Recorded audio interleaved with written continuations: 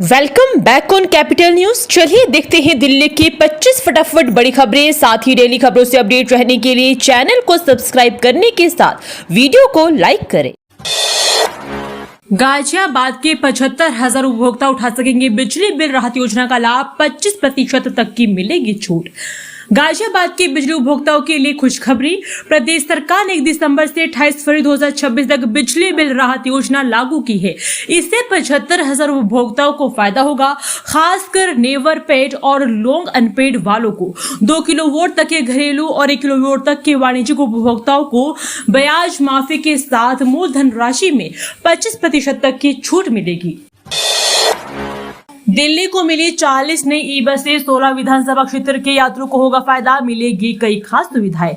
मुख्यमंत्री ने आजादपुर में आधुनिक बस टर्मिनल और 40 नई इलेक्ट्रिक बसों का लोकार्पण किया। उन्होंने कहा कि सरकार ने 8 महीनों में 1400 इलेक्ट्रिक बसें सड़कों पर उतारकर रिकॉर्ड बनाए है।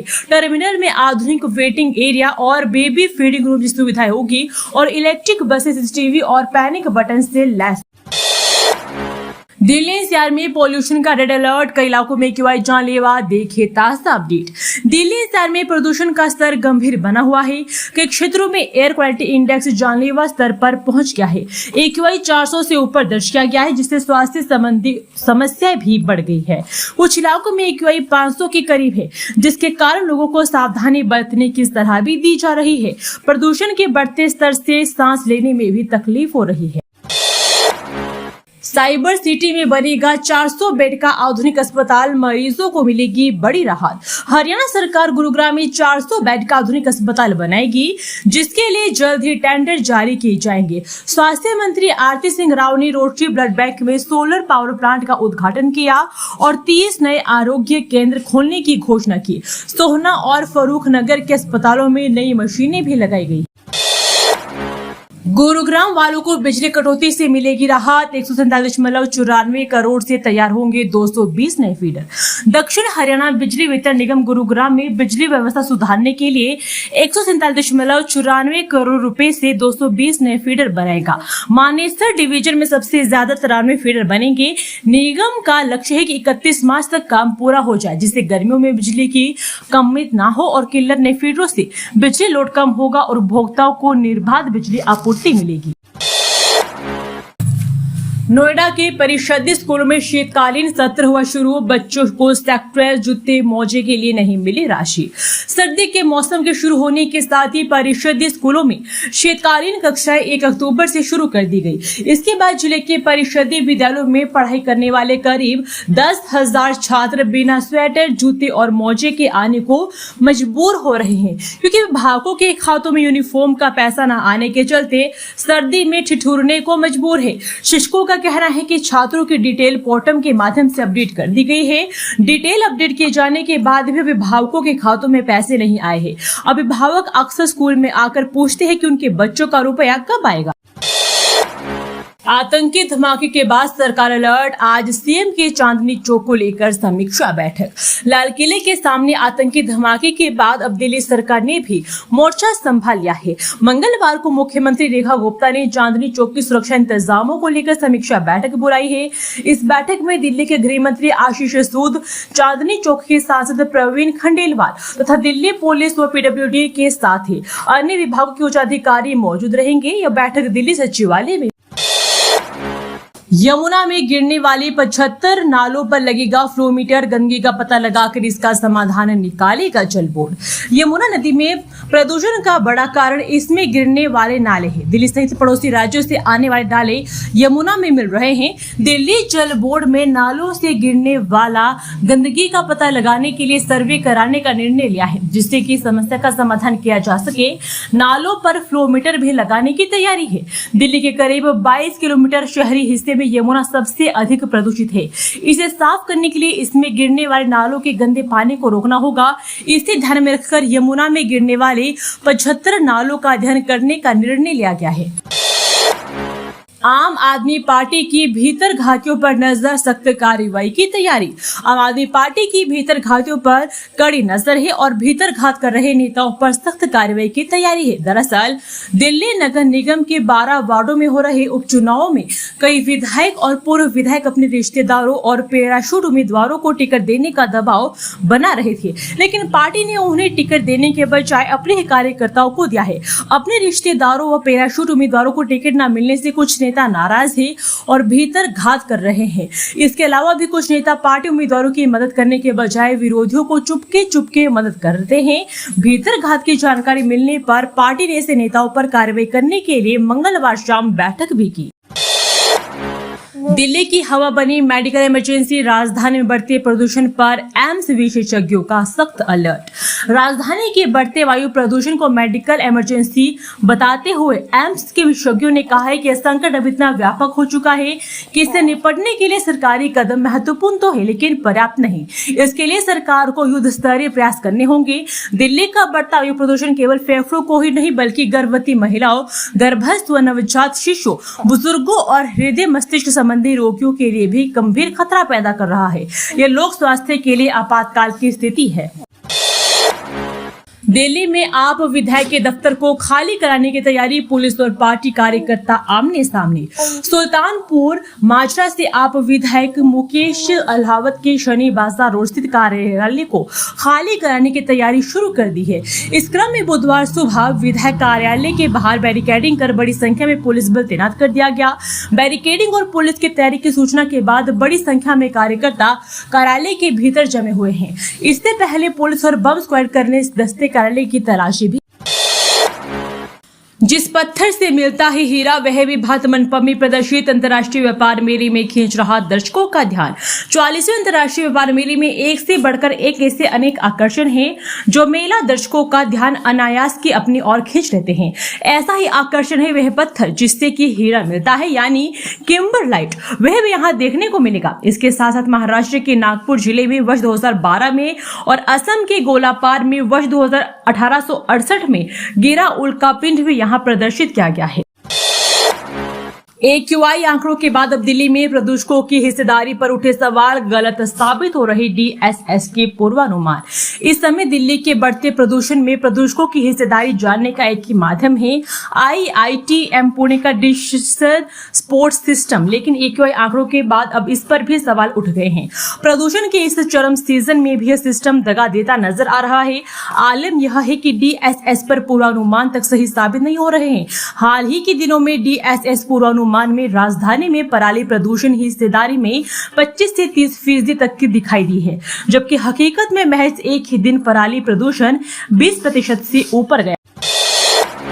तत्काल सीमांकन कर मुंडका के तालाबों को करे पुनर्जीवित। एनजीटी ने डीडी और डीएम को दिया आदेश। मुंडका गांव के तालाबों पर हुए अतिक्रमण हटाने के लेकर सीमांकन करने के पूर्व आदेशों का अनुपालन नहीं करने पर नेशनल ग्रीन ट्रिब्यूनल ने गहरा असंतोष व्यक्त किया है। एनजीटी न्यायिक सदस्य न्यायमूर्ति अरुण कुमार त्यागी की अध्यक्षता वाली पीठ ने कहा कि सर्वोच्च न्यायालय और एनजीटी के स्पष्ट आदेश पहले के बावजूद भी सीमांकन व अतिक्रमण के विरुद्ध कार्रवाई नहीं की गई। एनजीटी ने दिल्ली विकास प्राधिकरण व जिलाधिकारी को आदेश दिया है कि 15 दिनों के भीतर सभी तालाबों सीमांकन को पूरा करें। साथ ही तालाबों पर अतिक्रमण करने वाले अतिक्रमणकारियों के नाम व पता से लेकर पूरा विवरण पेश करने का भी निर्देश दिया। दिल्ली ब्लास्ट केस में बड़ी कार्रवाई। एआई फलाह यूनिवर्सिटी के संस्थापक जवाद अहमद सिद्दीकी 13 दिन की ईडी कस्टडी में।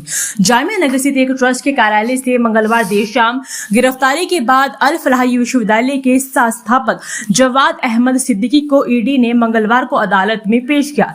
एजेंसी ने जवाद और उनके भाई को हिरासत में लेकर उनसे मनी लॉन्ड्रिंग से जुड़े लेन देन और संदिग्ध फंडिंग के बारे में पूछताछ की। न्यायाधीश शीतल चौधरी प्रधान ने मामले पर सुनवाई करते हुए ईडी की याचिका का स्वीकार की और जवाद अहमद सिद्दीकी को 13 दिन की ईडी कस्टडी में भेजने का भी आदेश दिया। सिख विरोधी दंगा से जुड़ी पुलिस अधिकारी की रिपोर्ट पर एससी ने मांगा जवाब। सिरसा की याचिका पर केंद्र और पुलिस को जारी किया नोटिस। दिल्ली सरकार के मंत्री मनजिंदर सिंह सिरसा की याचिका पर हाईकोर्ट ने केंद्र सरकार और दिल्ली पुलिस से जवाब मांगा है। यह याचिका 1984 के दंगों के दौरान कांग्रेस नेता कमलनाथ की गुरुद्वारा रकाबगंज साहिब में मौजूदगी से संबंधित पुलिस अधिकारी की रिपोर्ट पेश करने की मांग करती है। अदालत ने सरकार और पुलिस को हल्फनामा दाखिला करने का निर्देश दिया है। गुरुग्राम के लोगों की बल्ले बल्ले 2 करोड़ की विकास कार्यों का शिलान्यास, मिलेगी बड़ी राहत। नगर निगम सोमानेसर क्षेत्र के वार्ड 19 और 20 में करीब 2 करोड़ रुपए के विकास कार्यों की नींव बरोदी विधायक बिमला चौधरी और मानेसर नगर निगम की मेयर डॉक्टर इंद्रजीत कौर यादव ने रखी। सोमवार को वार्ड 19 के गांव सिकंदरपुर में इंटरलॉकिंग टाइल से सिविल लाइन और पानी की नई सप्लाई लाइन बिछाने के कार्यों की शुरुआत की। इसी के साथ मंदिर से लेकर जेनेसिस हॉस्पिटल तक RMC रोड के निर्माण कार्य का शुभारंभ भी किया गया। अमेरिका से भारत लाया गया गैंगस्टर लॉरेंस बिश्नोई का भाई अनमोल NIA ने दिल्ली एयरपोर्ट से किया गिरफ्तार। अमेरिका की प्रत्यर्पित कर गैंगस्टर लॉरेंस बिश्नोई के छोटे भाई अनमोल बिश्नोई को भारत लाया गया। बुधवार को उसे दिल्ली के IJ एयरपोर्ट पर लाया गया। अनमोल के एयरपोर्ट पर उतरते ही NIA ने उसे गिरफ्तार कर लिया है।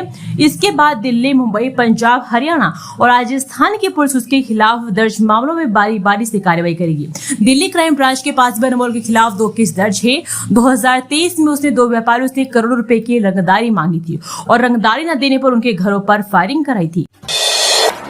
इस्लाम में आत्महत्या हराम है। दिल्ली ब्लास्ट के आरोपी उमर का आखिरी वीडियो देख भड़के ओवैसी। नवंबर की शाम को लाल किले के सामने हुए धमाके को गूंज पूरे देश में सुनाई दी। इस आत्मघाती हमले को अंजाम देने वाले आरोपी उमर नबी ने मरने से पहले वीडियो बनाया था जो सोशल मीडिया पर धड़ल्ले से वायरल हो रहा है। वहीं अब AMIMI के अध्यक्ष और हैदराबाद के सांसद असुद्दीन ओवैसी ने इस पर प्रतिक्रिया दी है। ओवैसी का कहना है कि आत्महत्या करना इस्लाम में हराम माना जाता है और मासूमों की जान लेना बहुत बड़ा अपराध है। दरअसल उमर नबी ने अपनी वीडियो में सुसाइड बॉम्बिंग को शहादत बताया था, जिस पर ओवैसी का गुस्सा भड़क गया है। दुनिया भर में घूमकर बनाए वीडियो रिकॉर्ड 7 महाद्वीपों की यात्रा करने वाले डॉक्टर ऋषि राज कौन है? देशभक्ति और ट्रेवल पर अपने लेखन के लिए प्रसिद्ध लेखक डॉक्टर ऋषि राज भारत के सभी 36 राज्यों, केंद्र शासित प्रदेशों के साथ साथ दुनिया के सभी 7 महाद्वीपों की यात्रा करके एक ऐतिहासिक यात्रा मील का पत्थर पूरा करने वाले पहले भारतीय बन गए हैं। 16 नवंबर 2025 को डॉक्टर ऋषि राज ने राष्ट्रीय गौरव और एक भारत श्रेष्ठ भारत की भावना के प्रतीक के रूप में भारतीय तिरंगा लेकर अपनी यात्रा के 7वें महाद्वीप अंटार्कटिका में कदम रखा है। यह उपलब्धि उन्हें भारत के भीतर इतनी व्यापक यात्रा के साथ साथ सभी महाद्वीपों की खोज करने वाले संभवतः पहले भारतीय बना। पुलवामा कांड को दोहराने का षड्यंत्र रच रहा जैश-ए-मोहम्मद खुफिया एजेंसियों ने जम्मू कश्मीर सरकार को भेजा अलर्ट। ऑपरेशन सिंदूर में अपने नेटवर्क के तबाह होने और परिवार के विभिन्न सदस्यों की मौत से हताश आतंकी संगठन जैश-ए-मोहम्मद का जम्मू कश्मीर में पुलवामा कांड को दोहराने का षड्यंत्र रच रहा है।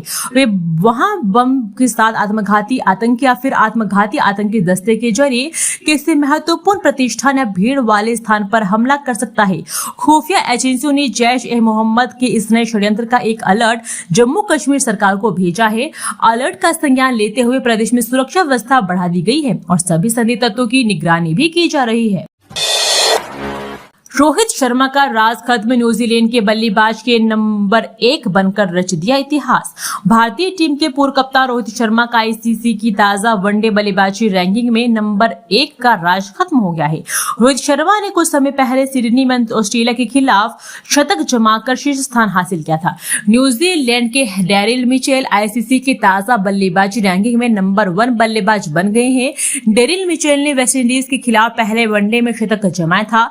ये उनके वनडे करियर का 7वां शतक रहा। डेरिल मिचेल के लिए वेस्टइंडीज के खिलाफ पहले वनडे में जड़ा शतक रोहित को पीछे छोड़ने के लिए पर्याप्त साबित हुआ। मिचेल ने नंबर 1 स्थान हासिल करते ही इतिहास रच दिया। निर्माण कार्य रुकने से बेरोजगार हुए मजदूरों को मिले गुजारा भत्ता, प्रदूषण पर सुनवाई के दौरान SSC का निर्देश।